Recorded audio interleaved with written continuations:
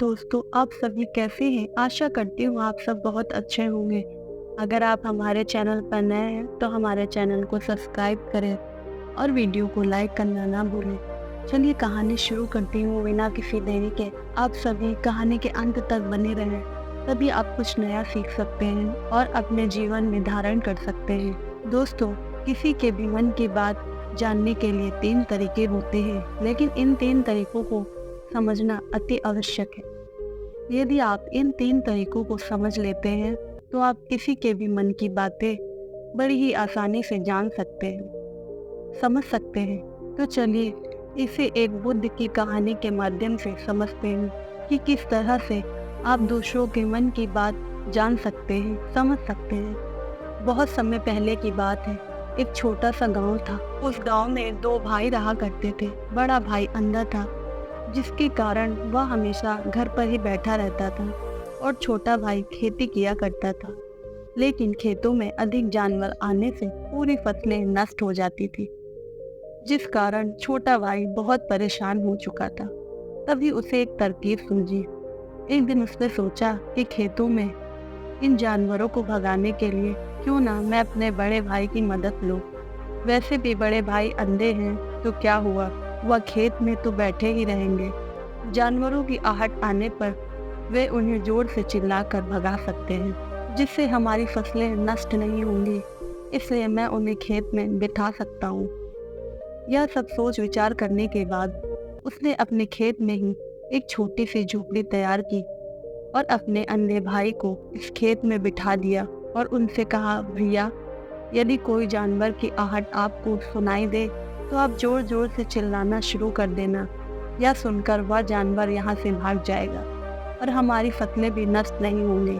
बड़ा भाई अपने छोटे भाई की बात मान लेता है और वो उस दिन से खेत में ही रहना शुरू कर देता है। जब भी किसी जानवर की आहट उसे सुनाई देती, वह तुरंत जोर जोर से चिल्लाना शुरू कर देता, जिससे वह जानवर उसके खेतों से भाग जाता। ऐसा करते करते कई दिन बीत चुके थे। तभी एक दिन उसके खेत में एक हिरन भागता हुआ आता है और वह खेत के बांध को तोड़कर वहां से भाग गया। लेकिन इस हिरन का पीछा करते हुए एक राजा भी उस खेत में आ पहुंचा। तभी राजा की नज़र उस अंधे व्यक्ति पर पड़ती है। राजा उस व्यक्ति से कहता है, देखो, मैं यहाँ पर एक जानवर का पीछा करते हुए आया हूँ। क्या तुमने उस जानवर को यहाँ पर देखा? इस पर वो व्यक्ति कहता है, राजन, मैं तो अंधा हूँ, मैं भला किसी जानवर को कैसे देख सकता हूँ। लेकिन मैं आपको इतना ज़रूर बता सकता हूँ कि वह जानवर मेरे खेतों से होकर भाग गया। वो आपके लायक नहीं है। आप उसके पीछे समय व्यर्थ ना करें। राजन उस अंधे व्यक्ति की बात सुनकर बड़ा अचरज में पड़ जाता है। वह सोचने लगता है कि आखिर या तो अंधा है, फिर इसे कैसे पता कि मैं जिस हिरण की तलाश कर रहा हूँ वह हिरण मेरे लायक है या नहीं। यह अंधा व्यक्ति मुझे कैसे बता सकता है। तभी राजा उस अंधे व्यक्ति से कहता है कि तुम मुझे झूठी कहानी तो नहीं सुना रहे हो। एक तरफ तुम यह कहते हो कि तुम अंधे हो और दूसरी तरफ तुम यह भी कह रहे हो कि जो जानवर यहाँ से भागा है वह मेरे लायक नहीं है। इस पर वो अंधा व्यक्ति कहता है, राजा, जिसे आप एक हिरण समझ रहे हैं, असल में वह हिरण नहीं बल्कि एक हिरनी है, और वो भी गर्भवती है। और जहाँ तक मुझे ज्ञान है, मैंने कभी किसी राजा को किसी गर्भवती हिरण का शिकार करते हुए नहीं सुना है। इसी कारण मैं आपसे कह रहा हूँ कि वह हिरण आपके लायक नहीं है। आप उसके पीछे अपना समय व्यर्थ ना करें। यह सुनकर राजा और भी अचरज में पड़ जाता है। वह सोचने लगता है कि आखिर यह अंधा आदमी यह कैसे जान सकता है कि वह हिरनी है और गर्भवती है। राजा कुछ देर सोच विचार करने के बाद अपने सेनापति से कहता है कि सेनापति जी, मुझे वो जानवर जिंदा चाहिए, क्योंकि मुझे यह पता करना है कि क्या वह हिरनी है और क्या वह गर्भवती है। अंधा आदमी बहुत विश्वास के साथ कह रहा है और मुझे इस बात की पुष्टि करनी है। यदि वह हिरनी हुई, गर्भवती हुई, तो वह हमारे शिकार के लायक नहीं है, क्योंकि हम तो एक हिरण का पीछा कर रहे थे।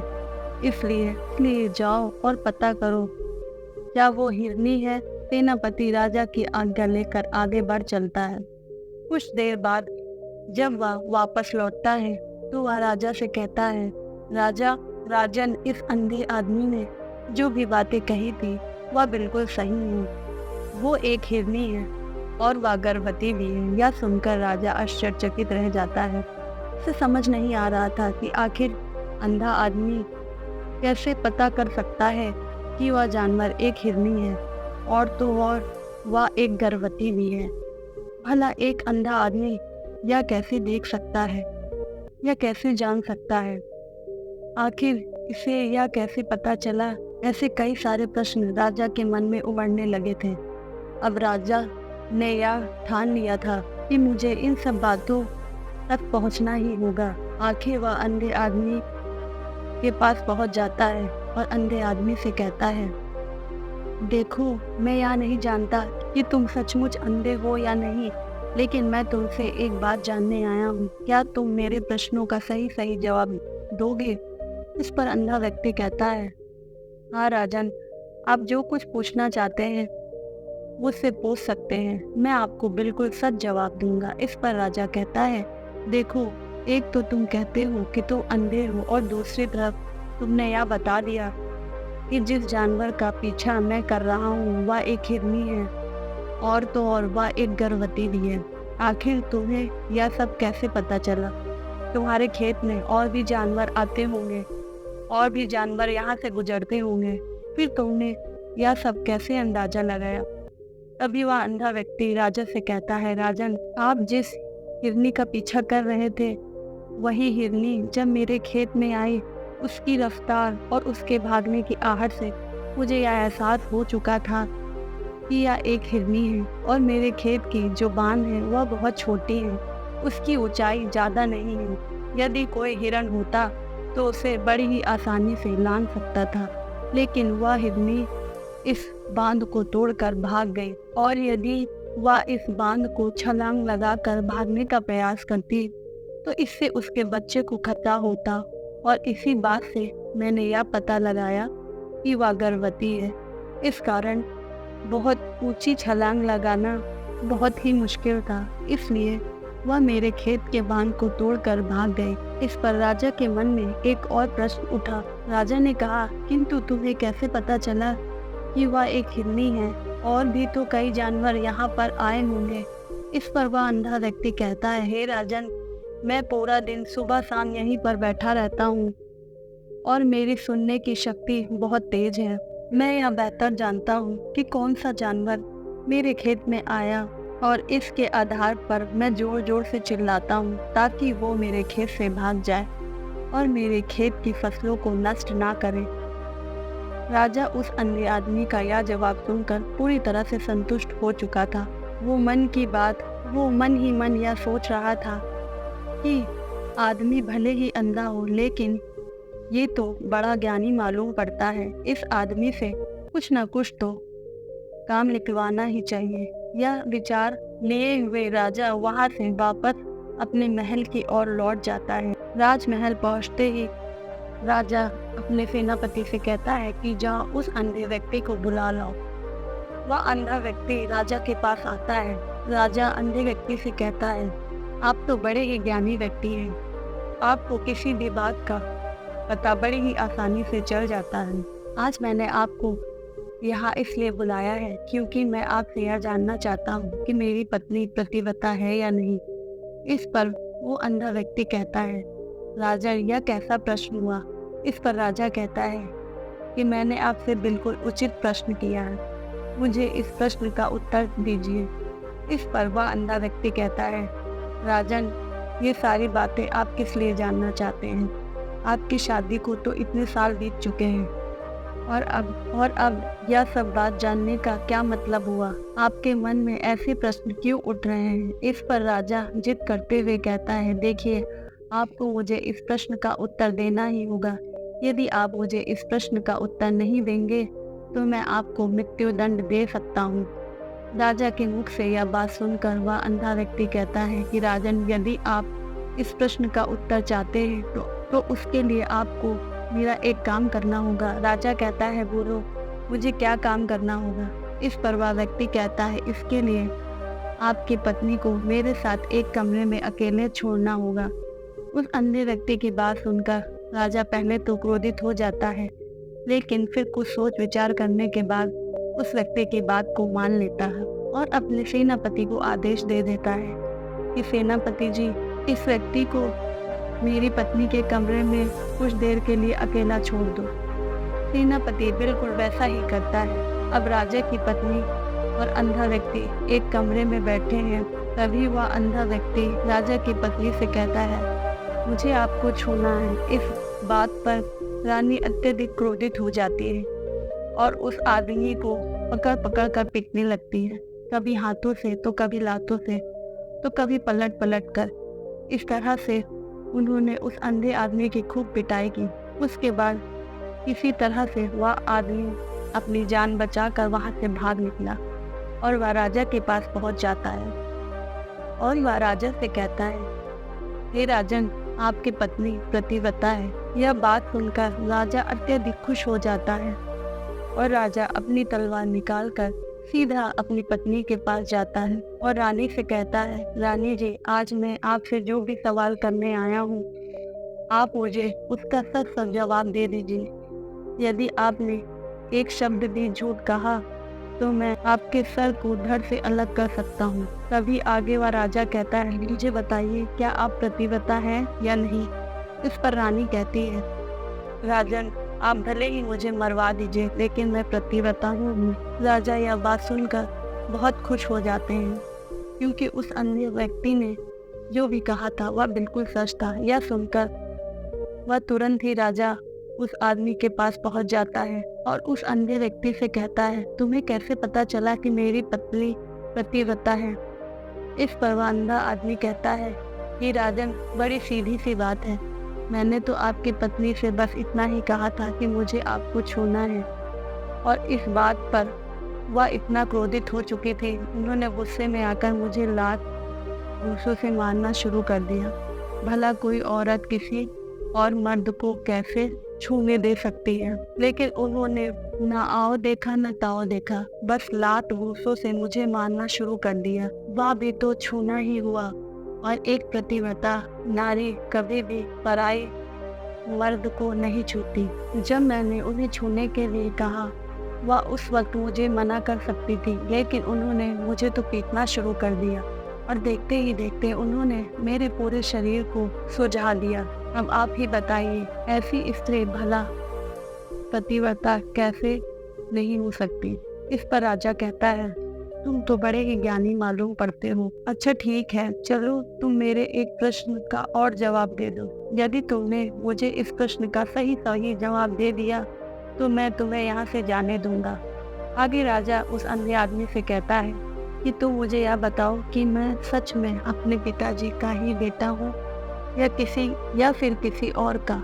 इस पर वह अंधा व्यक्ति कहता है कि राजन, इस बात से आपको क्या लेना देना, आप किसी के भी औलाद हो, आखिर आप हैं तो इस राज्य के राजा ही, इसलिए इस प्रश्न को जानने दीजिए। लेकिन राजा कहता है, नहीं, मुझे इस प्रश्न का सही सही जवाब जानना है, अन्यथा यह प्रश्न मुझे हमेशा परेशान करता रहेगा। इसलिए मैं इसका सही जवाब जानना चाहता हूँ। यदि तुम इसका सही सही जवाब दे देते हो तो तुम यहाँ से जा सकते हो, मैं तुम्हें नहीं रोकूंगा। इस पर वह अंधा आदमी कहता है कि हे राजन, इसके लिए तो मुझे आपकी माँ के पास जाने की कोई आवश्यकता नहीं है। मैं आपको अभी यह बात बता सकता हूँ, आप किसकी औलाद हैं, लेकिन उससे पहले मैं चाहता हूँ कि आप मुझसे एक वादा करें कि आप मुझ पर क्रोध नहीं करेंगे।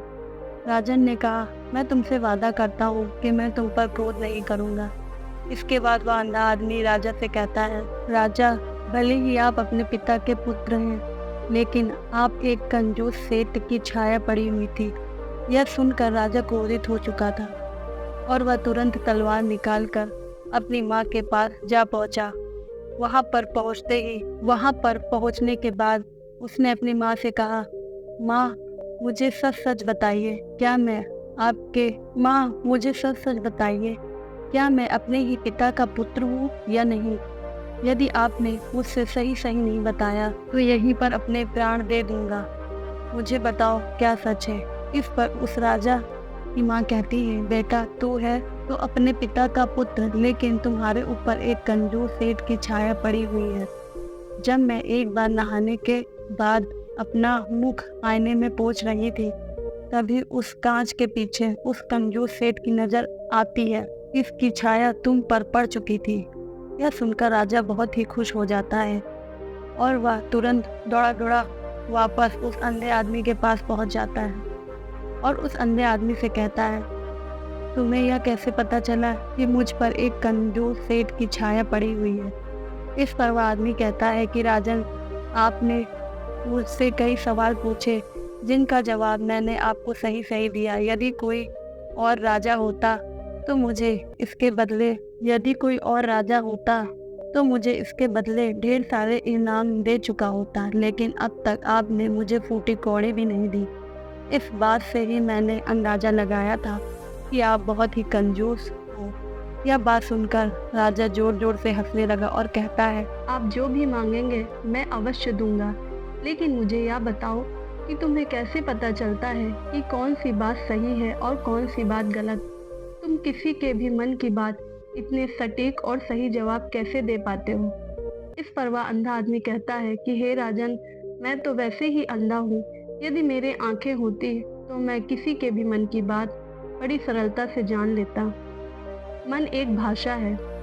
यह भाषा मनुष्य के शरीर के व्यवहार के रूप में अच्छी से जानी जा सकती है।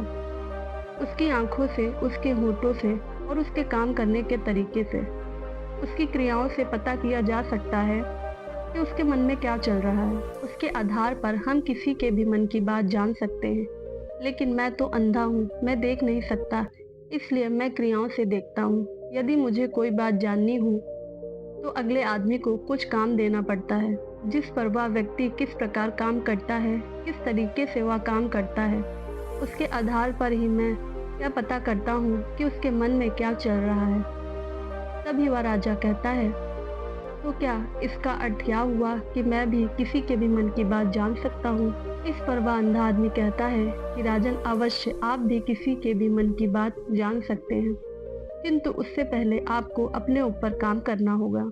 और वह काम यह है कि अपने मन को शांत करना, अपने मन को वर्तमान में लाना होगा, जिसके लिए मैं आज आपको 3 तरीके बताने वाला हूँ। और यह 3 तरीके बड़े ही आसान और सरल हैं। किंतु हे राजन, उससे पहले आपको एक काम करना होगा, अपने मन को एकाग्र करना होगा। जब हम अपने मन को एकाग्र करते हैं, अपने मन को वर्तमान में लाते हैं, तो हम दूसरों के मन की बात को जान सकते हैं, क्योंकि वह आदमी अभी भी अपने मन को वर्तमान में ही सोच रहा है। और हमें भी मन को वर्तमान में लाना होगा, तभी हम उसके मन की बात को जान सकते हैं। यदि हम अतीत में हुई घटनाओं के बारे में सोच रहे हैं, तो वह जो अगला आदमी वर्तमान में सोच रहा है, वर्तमान में अपने मन में बात कर रहा है, वह हम जान पाएंगे, क्योंकि हम तो अतीत की घटनाओं में डूबे हुए हैं। इसलिए किसी के भी मन की बात जानने के लिए सबसे पहले हमारे मन को एकाग्र करना होगा, उसे वर्तमान में लाना होगा। आगे वह व्यक्ति राजा से कहता है कि राजन, जो 3 तरीके मैं आपको बताने वाला हूँ, इन 3 तरीकों से आप बड़ी ही आसानी से किसी के भी मन की बात जान सकते हैं। उसके बाद वह अंधा आदमी राजा से कहता है, राजा, जो सबसे पहले तरीका है वह आंखों पर ध्यान देना। किसी व्यक्ति से बात करते वक्त उसकी आंखों में देखना, उसकी आंखों पर ध्यान देना, जो सबसे ज़्यादा ज़रूरी है, क्योंकि आंखें बोलती नहीं पर बहुत कुछ कह जाती हैं। यदि हम किसी व्यक्ति की आंखों के इशारों को समझना सीख लेते हैं, तब हम यह जान पाएंगे कि व्यक्ति के दिमाग में क्या चल रहा है, वह क्या सोच रहा है और अभी वह क्या करने वाला है। मेरे पास आंखें नहीं हैं, लेकिन मैंने अपने गुरु से यह विद्या सीखी है, क्योंकि बहुत सालों पहले मेरे पास आंखें थी और मैं उस वक्त लोगों के मन की बात केवल उनकी आंखों से ही जान लेता था।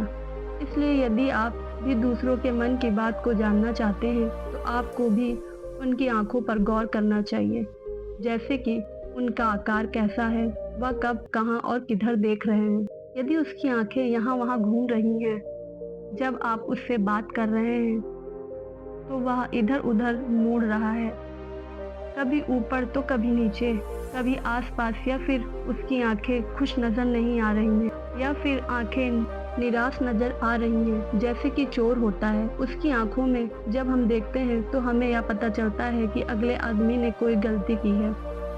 ठीक इसी प्रकार जब हम किसी चालाक व्यक्ति की आंखों में देखते हैं तो उसको पता चलेगा कि उसकी आंखों में एक भाषा है, एक बहुत ही सीधी और आसान तरीका होता है। यदि आपको यह पता लगाना है कि सामने वाला व्यक्ति आपसे झूठ कह रहा है या फिर सही, तो आपको उसकी आंखों पर ध्यान देना अति आवश्यक है। यदि आपसे बात करते वक्त वह व्यक्ति अपनी आंखें यहाँ वहाँ घुमा रहा है, ऊपर नीचे इधर उधर दाएं बाएं देख रहा है, तो इसका अर्थ यह हुआ कि वह उस बात से निकलने का कोई रास्ता ढूंढ रहा है, वह कोई झूठ बना रहा है।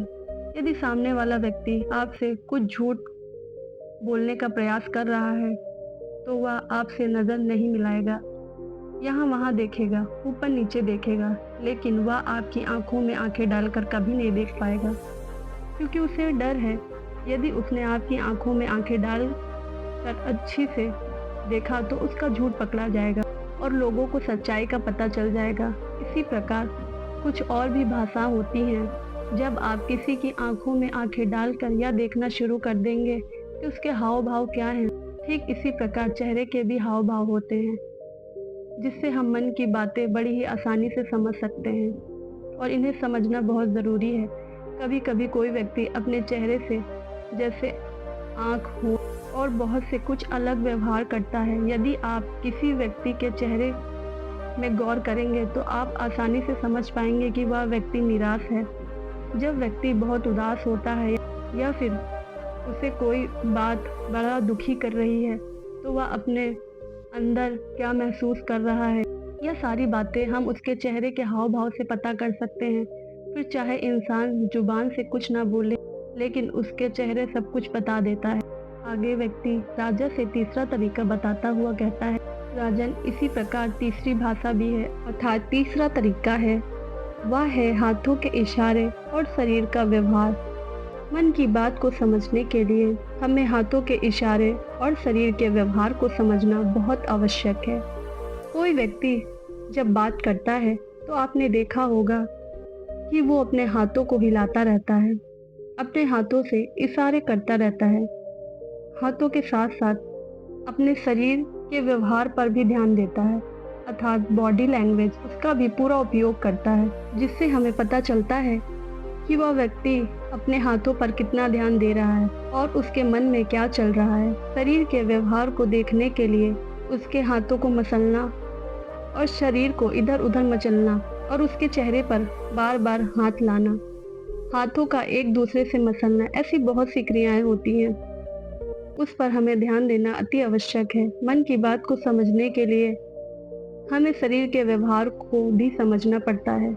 यदि हम 3 तरीकों को सही तरीके से जान लें, तो इन 3 तरीकों को अच्छे से समझ लेते हैं, तो हम बहुत ही जल्दी किसी भी व्यक्ति के मन की बातों को बड़ी सरलता से समझ सकते हैं। इसलिए यदि आपको किसी के भी मन की बातों को जानना है तो आपको उसकी आंखों और उसके चेहरे और उसके शरीर के हाव भाव को, उसके हाथों को ध्यानपूर्वक देखना और समझना होगा, जिससे आप यह समझ पाएंगे कि आखिरकार उसके मन में क्या चल रहा है और वह क्या सोच रहा है।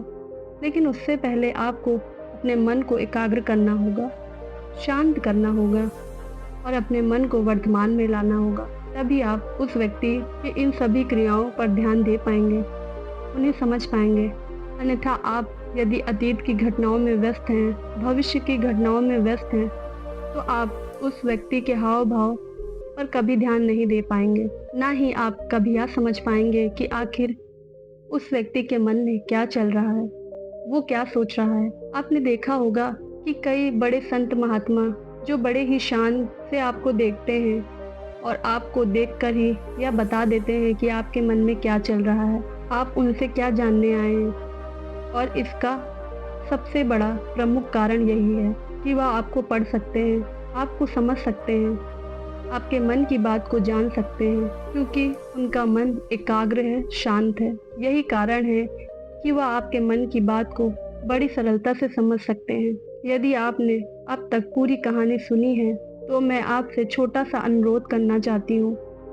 कृपया इस चैनल को सब्सक्राइब करें ताकि मैं आपके लिए और भी ऐसी ही ज्ञान से भरपूर कहानी लेकर आऊँ जिससे सुनकर आपको सुकून मिले।